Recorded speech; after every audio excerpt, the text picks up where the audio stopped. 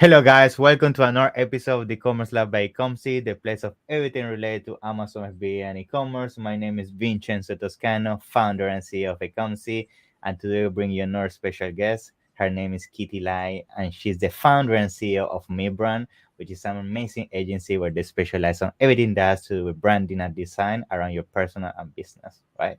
So, what a better person actually to discuss today's topic, which is going to be around what are some of the best strategies when it comes to branding your products, right?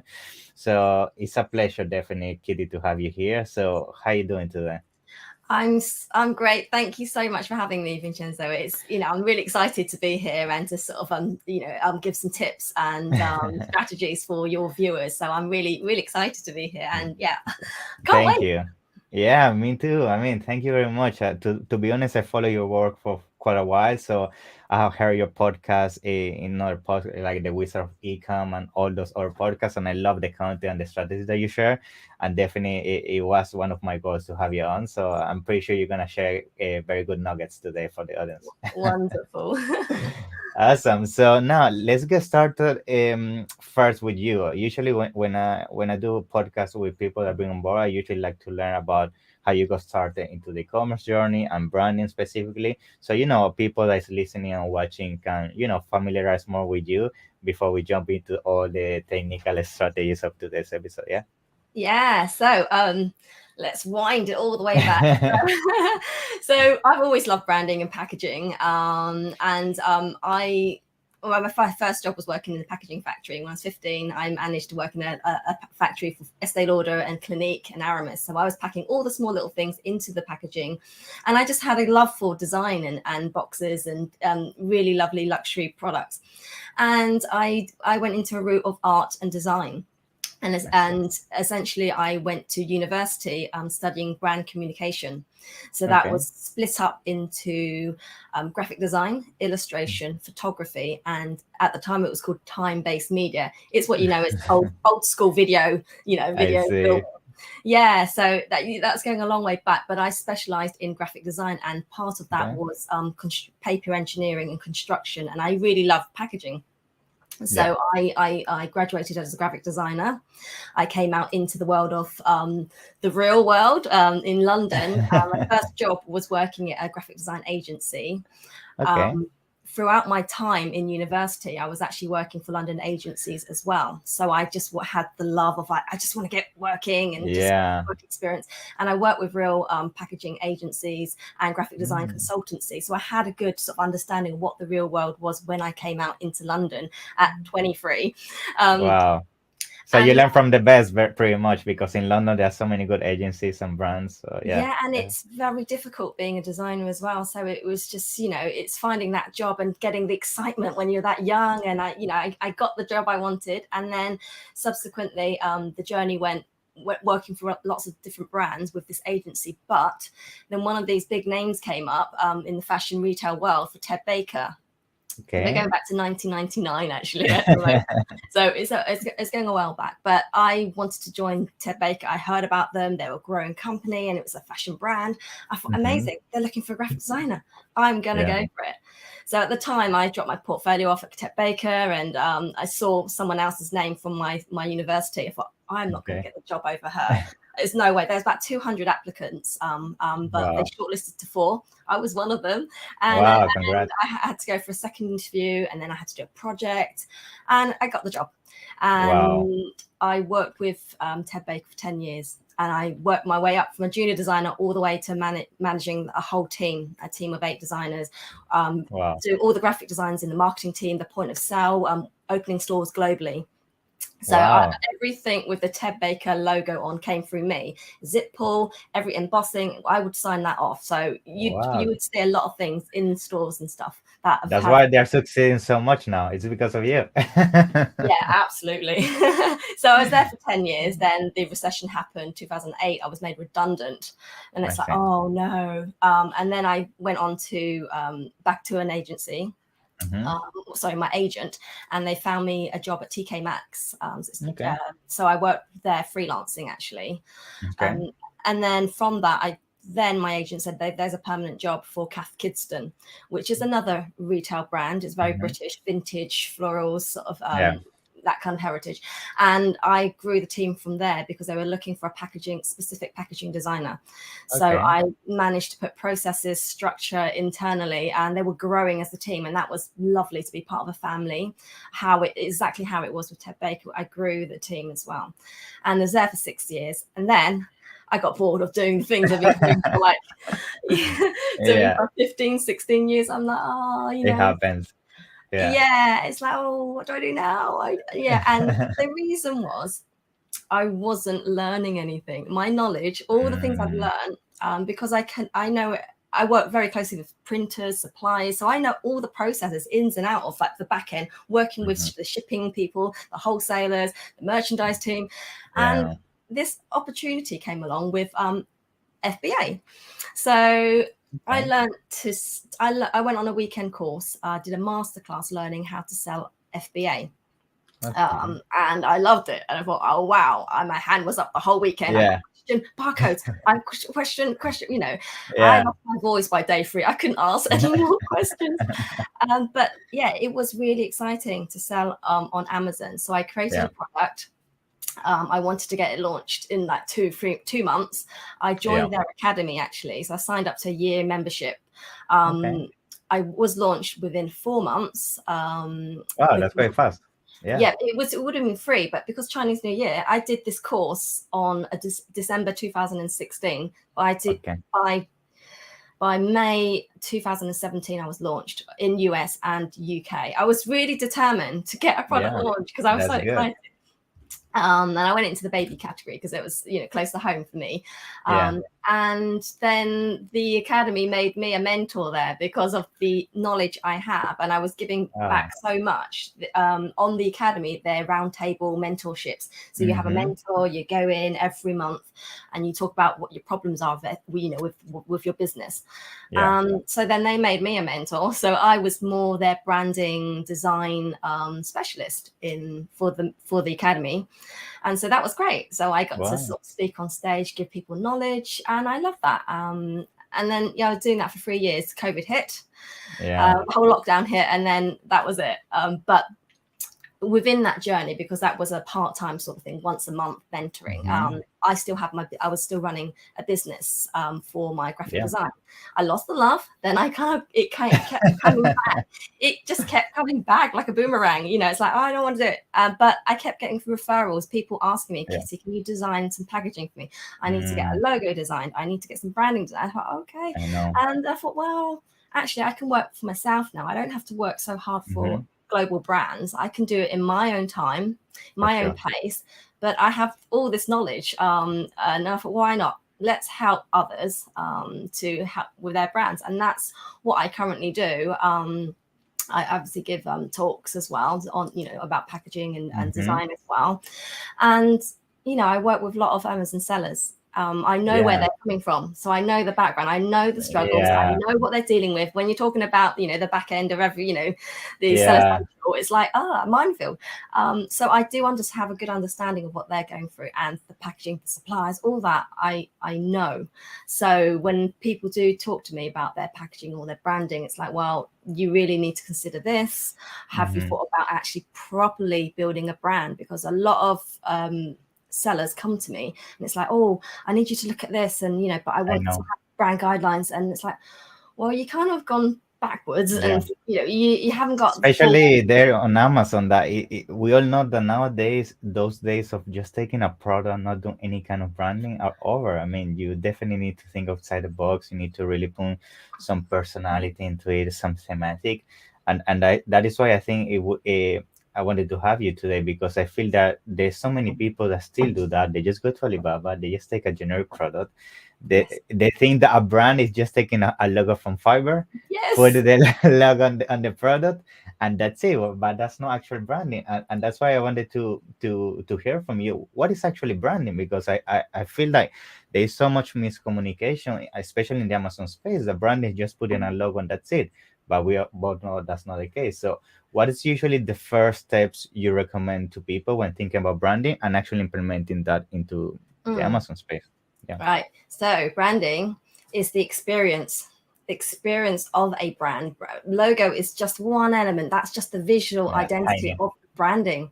So you have to have the whole, you need to define the brand as almost like a person.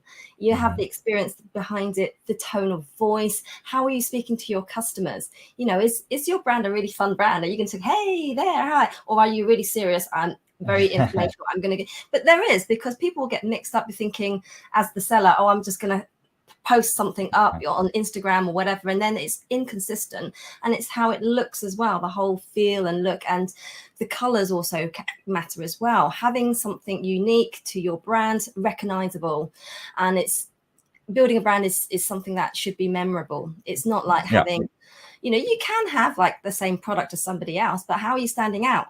What is making you different? What is your unique selling point? What is your brand story? Is there something behind it? What is that extra thing that makes you special? Why are your customers going to choose you over them? Because I can't see the difference. I can see like it's like $2 cheaper. I'm going to choose them. That is not a brand. A brand is what you give back to your customer after that. It's the whole experience after. You know, is it through the packaging? Oh my God, they've got a story on here. I didn't realize that. Oh, and I'm going to look at the website. It's taking me to the website. I'm going to look at the website, and then you see more there, and you see the whole complete range of products that you might be building, and the whole, you know, maybe it's about the actual seller itself. They might have a unique story behind them. Not every seller wants to be the face of the brand, which is fine. You know, sure. It's that whole feeling. It's like, oh, I really like this brand. I'm going to tell my friend and my neighbor because, you know, I just got this beautiful box, or this story. It's like really cool. You know, and I never knew. And they're giving back to charity or something, you know, something that makes your brand unique. You have to stand out. It's not just like, I've got a really great product. Yeah, it's really great. It looks good. Logo looks good. And then what? You know, how can you move it beyond that? So you have to do much more, and it's hard as a seller. It's difficult. Hard. It's difficult. I mean, every single day I have calls with clients and brands that we manage, and they're struggling with branding because they have their own definition of what a brand is, and as I said, they have very basic understanding. They don't really understand how to create an experience around a branding, which I feel branding is also a way of living. You know, I don't know if you feel like that, but I feel like when I'm buying, for example, an Apple product, it's a way of living. You know, it's the ecosystem you create around you. And I think when you manage to create that, that's when people don't care anymore about the pricing, but the actual feeling they get from your products. You know, exactly. And it's a certain psychology behind it. It's like when you say Apple, one of my best products. I love one of the best brands I love, because it evokes that feeling. It's like, oh, Apple, premium, it's affordable, it's the lifestyle, it looks good. You know, it's all stylish. It's all been thought through for a reason. And this is why big businesses, they spend a lot on branding. They spend a lot on advertising. They know what they're doing, and they're trying to reach out to their customers. It's that box that you never want to throw away. It's like, it's going to sit in the cupboard, and then you get your next phone. They keep it always in the office. Yeah, we all do it, and I don't know why. It's just like, oh, it's just too good to throw away. And you know, that's what the sellers need in their product. What is it? Is it that extra little tote bag that comes with your product, and they get to keep it, and then they get reminded every time? You know, it's having something memorable with your product. I think as well that, I mean, those are very good strategies, and I definitely recommend it. Usually playing with packaging and things like that, usually that's the initial step towards, I believe, creating that branding feeling. But I feel a lot of people, when it comes to Amazon, they feel that every time you mention branding to them, they get scared because they start thinking, oh, there are so many things to do, it's costly, it's very difficult. You know, they feel it's not something that they can achieve. And I honestly think it's possible. It's just something that's going to take time, as anything, right?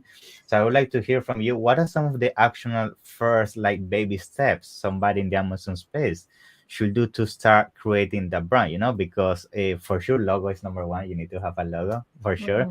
But then after that, how you start brainstorming around how you create that ecosystem, because every single niche is going to have different needs for your customer. You know, every single avatar is going to require different things from a branding within that space. So how you design that if you're starting, let's say, for ground zero? What are some actionable steps you advise? So the first thing is, don't rush it. Don't rush it just because you want to get on straight away. But it does take time to build a brand. But I would say coming back to the very beginning is creating it from, like, building a brand Bible, a guideline. the guidelines of what your brand is all about. Go back, start brainstorming. Obviously, it comes from the naming. Obviously, your product, the logo, obviously is part of it.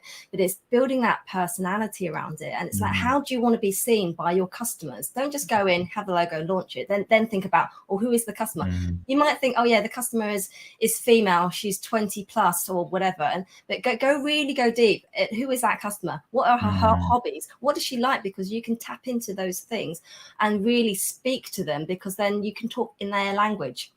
So building that brand, that brand guideline is set up with the identity, the personality, the brand mood, the tone of voice. How do you speak to your customers? You have to know that before you even start thinking about the logo, because that will all translate. Because if it's a really fun brand and you've got a really serious logo and a really, really corporate color, and it's like, it doesn't connect.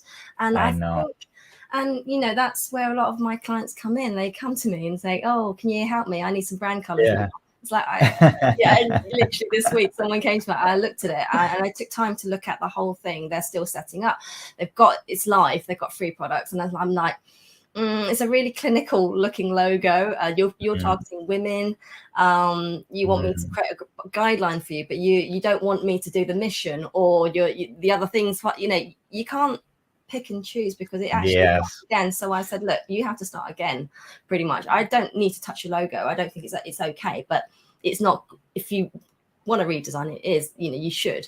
But I understand obviously that it's costly, like you said. But it's getting right. So if you are starting from scratch, really take the time to think about it, not just let's get a graphic designer first and get that logo done. It's not.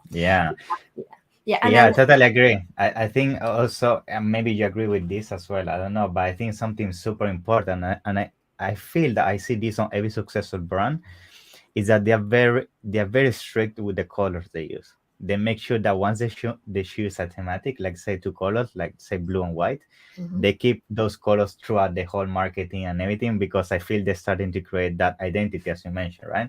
And so many times I see brand in Amazon that they just look at a rainbow, right? They don't have an identity, jumping around with colors and things. So I guess that's come down to what you were mentioning, right? Setting those rules from day one and making sure you respect that. Absolutely. So setting those guidelines, and also it comes down to fonts as well. I see like 100 different fonts. It's like, well, you should only really use 2, and you can do variations of those 2. But yeah, you're right. It should come down to the guidelines. And once you've got those guidelines, you can give those guidelines to the designer, to the web designer, to the packaging designer. This is what our brand is, and they can work with that rather than creating a completely new look and feel, because they're designers, and us designers, we like to do some cool stuff. Something for zero, we want to put our own mark on it, and if it's not briefed in properly, then they're going to do their own thing. And when it comes to color, I think people get very confused with the brand colors and what they can and can't do. And yes, you have brand colors and you implement them throughout your marketing and stuff, but it doesn't mean you can't change certain backgrounds and certain things to complementary colors. So it doesn't mean you're stuck, because some people think, oh no, I can only use those, and you have a palette of colors, you have a range, you have a primary palette, you have a secondary or complementary, and there's ways of like complementing those. And as long as it looks like it's part of your brand, you're not changing the fonts, you're not changing the logo, people can still see that it is you. So that's great. And I think as part of that, you also have what is the tone of voice, right? Which I heard that I've seen that also, that is very important in branding. So can we briefly touch on that as well, and what does it mean having the right tone of voice on your branding? So tone of voice, generally it's how you speak to your audience, and especially when you're speaking in the marketing, if you're advertising or you're putting captions on your social media or even on your A+ content on everything, it's how you sort of write your content and how you speak to your customer. Your tone of voice could be several things. Well, not several things. You should hone down to one. So say your product is a female product and it's for ladies, I don't know, say a hairbrush.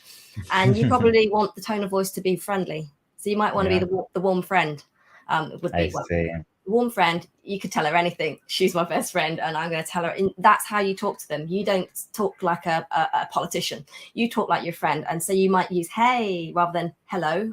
On the thank you card, you might say thanks. Interesting. Thanks rather than thank you very much, so there's ways of and there's a really comical, sort of more humorous kind of approach. Your product might be a really humorous product, it might be squeezy stressful, and you might keep it more fun and cheeky and joking around a little bit, and that's how you speak to your customers, thinking, hey, give me a squeeze, like, or whatever. Yeah.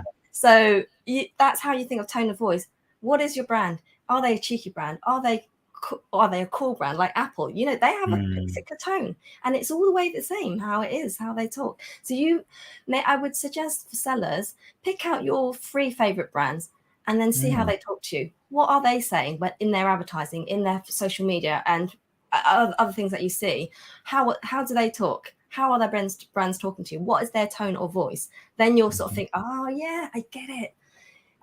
Because it can get diluted, and it will end up like your own. And unless you want it just to be your own voice, then that's fine. Then just keep it consistent all the way through.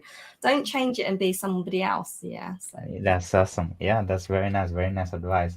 So now I would like to start jumping into packaging, right? And the reason why I want to start jumping into packaging is because I believe on Amazon, when it comes to packaging, you can really knock it out of the park. And what I mean by this is most of the people selling on Amazon, they just use a brown box, a poly bag, very generic packaging. And I feel if you can make it really something unique, and you can, as you say, design the feeling and everything from like nobody can copy it, that can really make you different from the rest. So I would like to hear, how have you seen doing the branding around the packaging impact some of your clients in Amazon, and what are some of the advices you will give around packaging? What are some of the things you see working the best, or things like that, if you can share it? Yeah, so you're right. A lot of Amazon sellers, let's just use what the supplier's giving me, a brown box, and let's put a logo on it. Sometimes it doesn't even have a logo. Yeah. Sticker. You can do things to a brown box, to be honest. I often say, if it doesn't need packaging, don't give it packaging. I'm all for eco. If it doesn't need it, then it doesn't need it. Yeah. But certain products need to be protected.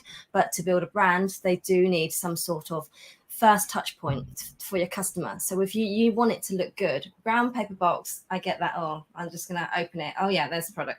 That's it. That's the brand experience I get, and I'll throw the box away. You want that brown box to speak to your customer. It could have the story. It could have your nice branding on it, your logo, and it can sort of. I used an example actually on one of my talks before, and there's a brand called Who Gives a Crap, and they sell toilet roll.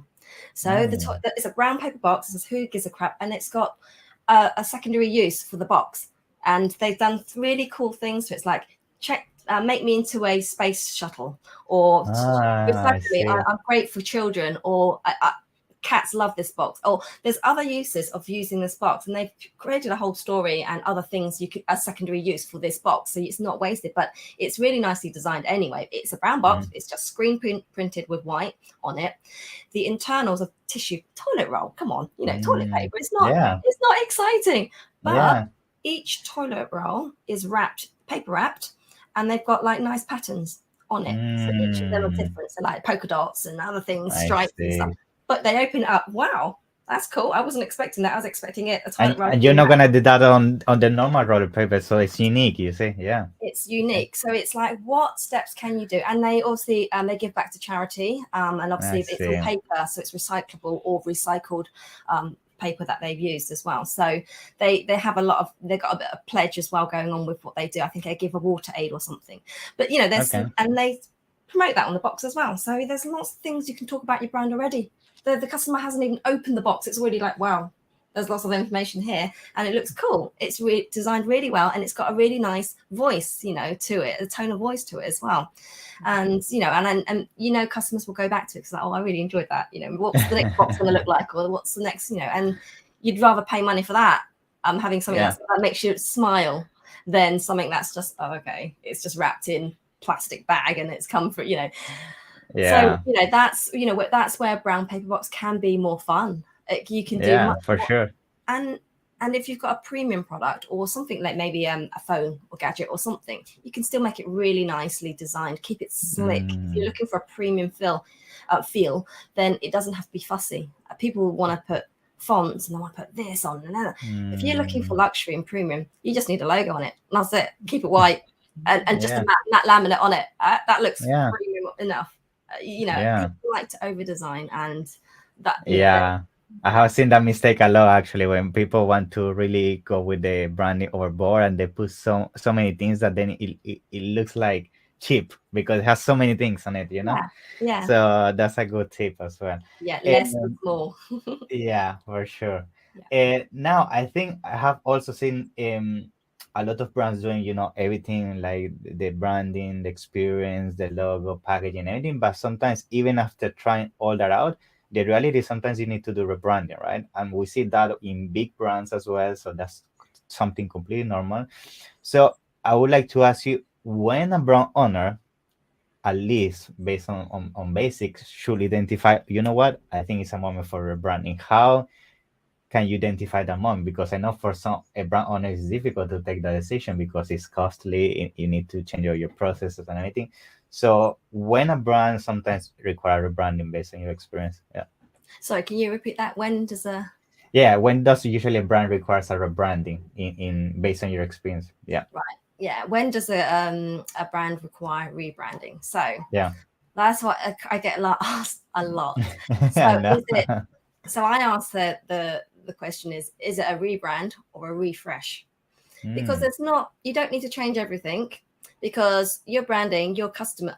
If you want to rebrand, is it is it because your target audience isn't right, the customer is right, then you might mm, thinking, I'm going to rebrand it. But if you've already got a core audience, then you don't need to rebrand as such. There's a refresh. You can just redesign the logo. You don't have to do too much, and it might be just a refresh of the packaging. So it's not a yeah, rebrand, really. It's, rebrand is the whole thing. Let's like, I oh no, see. this customer base is not working. I just want it women now. I don't want it men. I just want it, or it's children now, Yeah. or I'm, you're expanding to a different market. It's Hmm. really, what you don't have to rebrand. I And see. yeah, That's very interesting, actually. Yeah, because I feel that actually what we see usually in a lot of big brands is more a refresh, right? They change slightly the packaging and stuff, hmm, but at the end of the day, the branding is pretty much the same, right? yeah. Yeah, awesome. Good. So, I mean, to be honest, we cover very good strategies and tips around branding. I want to ask you as a last question, is there Mhm. something based on your experience you think we're missing in terms of strategy or branding or maybe big mistakes you would advise people to avoid? Anything as a last nugget? Well, a few nuggets that I really put. Don't rush it. Hmm. I would strongly recommend start with brand guidelines. But if you've already started in selling and you've got a brand and you think, oh, actually, I'm not quite sure, I would suggest a brand audit, a brand design audit. And that's what I do. I look at existing brands and I diagnose it like a doctor. Good. I look at everything from your website to your social media, how you're talking to your audience, what images you're Mm, kind of using, what A plus content you're using, what does your Amazon listing look like, every single thing, or your packaging. I need to see whatever it is. I pull it all together and say, there, this is an overview. It's disconnected. It's mm, not, you're not using the right font. You're not doing that. You're not doing that. And I literally write a whole document listing what is wrong with you. Not wrong. yeah. Room for improvement. I don't say it's wrong because it's learning. It's Yeah, a learning. because then the brand owner, oh, everything, yeah, it will feel This is attacked. what happens. Doctors tell you what's wrong, right? They give you a Yeah, yeah, diagnosis. So yeah, yeah. I give you like the document. This is where you can, and then I give them room for improvement. This is where you really should focus on, and I tell them exactly what they need to do. That's it. I That's tell you awesome. what the solution, and then you got to do it. Or you can Yeah. pay me to do it for you, Yeah. whatever it is. But yeah, so having a brand audit, it can cost thousands, it can cost hundred, it really depends. But Yeah, I for sure. work with Amazon sellers, so I don't charge a lot at all for what you should actually have for a brand audit. I give more than more than Yeah. anything to the sellers anyway, because I just love branding and I like Love to that. see people do well. And it's like, well, I've been doing it for ages, and it's yeah. That's great. I It's mean, in my thank you. blood. Yeah. Thank you. Thank you for that. So, yeah, I mean, thank you very much, Kitty. To be honest, it's been a pleasure having you. So, before we conclude the episode, I want to give you a few minutes just to share where people can find your agency or they can get in contact with you because I know a lot of people might right now need help with branding and I know it's a lot of there. a lot of people out there that need support with that. So yeah, share your details, and I'm gonna make sure to put it down in the description for you as well. Yeah, absolutely. So my website is mebrandglobal.com. So it's mebrandglobal.com. You can contact me and make a booking for me there, or I'm all over social media. So on LinkedIn, you just find Kitty Lai branding expert. Yeah, very active. Yeah, I'm very active. Or social media, Instagram, like me.brandingu. So you'll just find me on there, or Kitty Lai. You'll just Google me, you'll find me. Thank Yeah. you So very yeah, much. if you have any questions, then yeah, just reach out and let me know. So yeah.